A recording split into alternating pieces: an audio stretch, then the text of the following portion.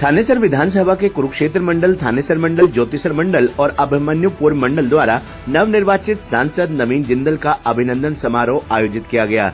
इस कार्यक्रम में मुख्य अतिथि के रूप में कुरुक्षेत्र से सांसद नवीन जिंदल मौजूद रहे। कार्यक्रम की अध्यक्षता स्थानीय निकाय मंत्री सुभाष सुधा ने की। इस मौके पर भाजपा जिलाध्यक्ष रवि बतान, सरस्वती धरोहर विकास बोर्ड के उपाध्यक्ष धुम्मन सिंह किरमत सहित भाजपा जिला कार्यकारिणी के सदस्य और भाजपा के विभिन्न प्रकोष्ठों के पदाधिकारी मौजूद रहे। इस मौके पर कुरुक्षेत्र सांसद नवीन जिंदल, निकाय मंत्री सुभाष सुधा, भाजपा जिलाध्यक्ष रवि बतान ने पार्टी कार्यकर्ताओं को मिशन विधानसभा के लिए जुटने का आह्वान किया।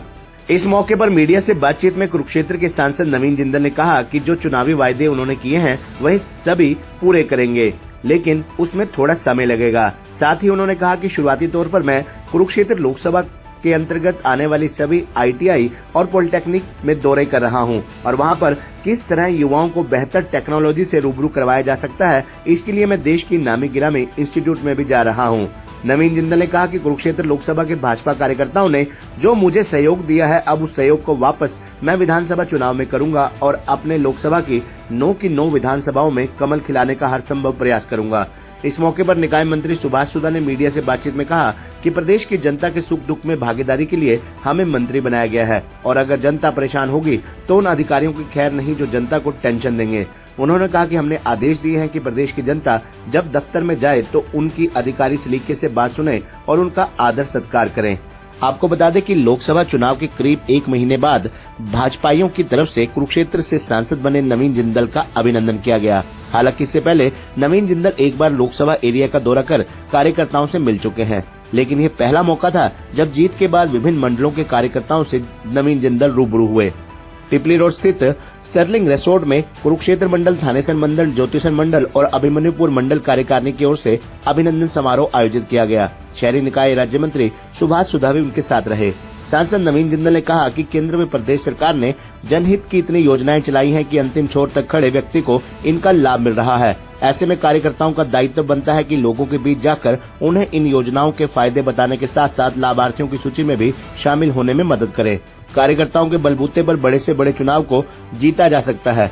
प्रत्येक कार्यकर्ता, पन्ना प्रमुख, शक्ति केंद्र, बूथ पालक सभी लोगों के बीच जाकर अभी से विधानसभा चुनाव की तैयारी शुरू कर दें ताकि प्रदेश में तीसरी बार भाजपा की सरकार बने। नवीन जिंदल ने मुख्यमंत्री नायब सिंह सैनी की कार्यशैली की प्रशंसा करते हुए कहा कि वो लगातार लोगों के बीच पहुंचकर जनहित के कार्यों को बढ़ावा दे रहे हैं। बतौर सांसद उनका प्रयास रहेगा कि कुरुक्षेत्र लोकसभा शिक्षा, स्वास्थ्य, रोजगार व पर्यटन सभी मामलों में देश में पहले स्थान पर रहे।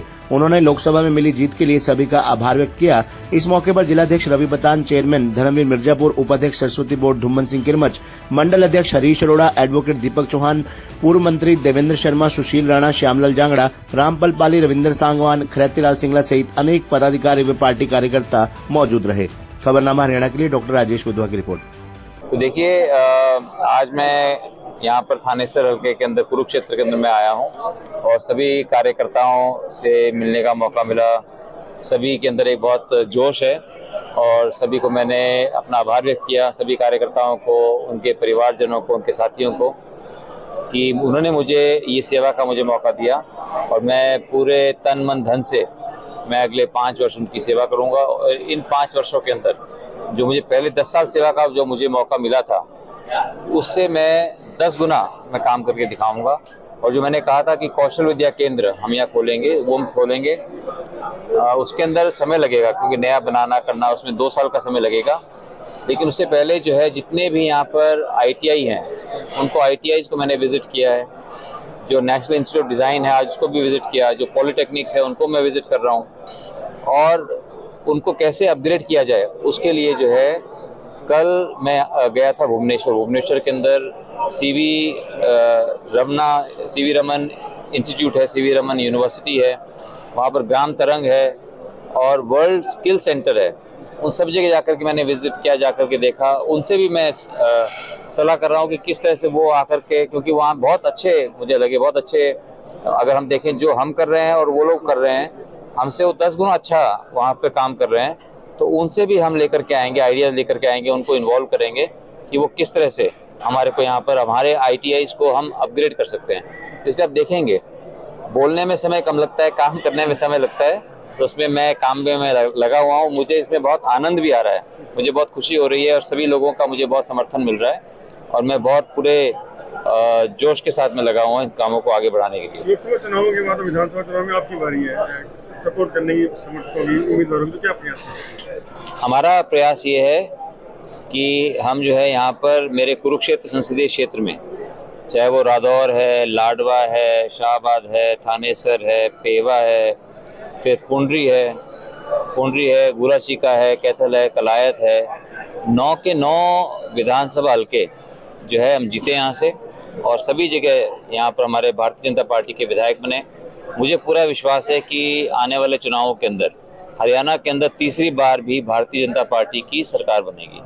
नायब सैनी जी हमारे दूसरी बार मुख्यमंत्री बनेंगे और हरियाणा के अंदर बहुत तीव्र गति से विकास होगा। और जब ये विकास होगा तभी जो माननीय मोदी जी का जो संकल्प है कि वो 2047 तक पूरे देश को एक विकसित राष्ट्र बनाना चाहते हैं, तो हम हरियाणा को जो है, मैं समझता हूँ कि उससे 12 साल पहले 2035 तक हम इसको पूरे हरियाणा को हम विकसित हरियाणा बना देंगे। और उसके लिए हमें लोगों के आशीर्वाद की आवश्यकता है कि लोग अपना आशीर्वाद हमें दें और आने वाले विधानसभा के चुनावों के अंदर हम जो है 2/3 बहुमत से हम सरकार बनाएं। स्वच्छता को लेकर काफी जागरूक है, स्टेशन में खुद आपने कचरा उठाया, डस्टबिन बना दिया, तो मोटिवेशन मिलता है लोगों को, क्या मैसेज क्या रहता है कि खुद गंदगी हम लोग। मेरा सभी से ये संदेश होगा कि हमें, ये देश हमारा है, ये देश हमारा है, ये गलियां हमारी हैं, ये शहर हमारा है, ये रेलवे स्टेशन हमारे हैं, ये बस स्टैंड हमारे हैं, ये पार्क हमारे हैं, तो इनको स्वच्छ रखना ये हमारी जिम्मेवारी है। हम कहीं भी कूड़ा कचरा ना फेंकें, और जिसको कूड़ा कचरा फेंकते हुए देखते हैं हम उन्हें हाथ जोड़ करके उन्हें मना करें कि हम अपने एरियाज़ को हम स्वच्छ रखें, क्योंकि स्वच्छ जगह ही ईश्वर का वास होता है। अगर हम सारे एरियाज़ को, सभी जगहों को हम स्वच्छ रखेंगे तो हमें खुद अच्छा लगेगा, ना ही बीमारियां फैलेंगी और सबको सुंदर दिखाई देगा, और हम स्वच्छ भारत के हम अपने सपने को साकार कर सकेंगे। Thank you. देखिए, सर्वप्रथम तो मैं अपने जितने भी हमारे कार्यकर्ता, आज कुरुक्षेत्र मंडल की कार्यकारिणी हुई, इसमें कुरुक्षेत्र मंडल, थेसर मंडल और ज्योतिसर मंडल, अभिमन्युपुर मंडल, बहुत अच्छी कार्यकारिणी हुई। सभी कार्यकर्ता है, चारों मंडल अध्यक्षों का मैं दिल से धन्यवाद करता हूं।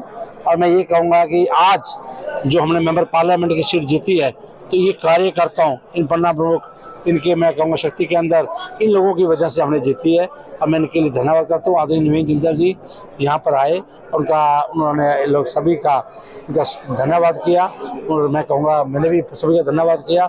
आज क्षेत्र लोकसभा जीतने पर हम सभी कार्यकर्ताओं का धन्यवाद करते हैं। मंत्री 15 में सस्पेंड कर चुके हैं, गुस्से वाला मंत्री का, गुस्सैल मंत्री का। देखिए, मैं गुस्से वाला मंत्री नहीं हूँ, मैं बहुत ठंडे स्वभाव का मंत्री हूँ, लेकिन मैं ये कहूँगा मेरे महकमे के अंदर आज मानसून आ रही है, मानसून ड्रेन व्यवस्था नहीं होगी, सफाई व्यवस्था नहीं होगी पूरे प्रदेश के अंदर।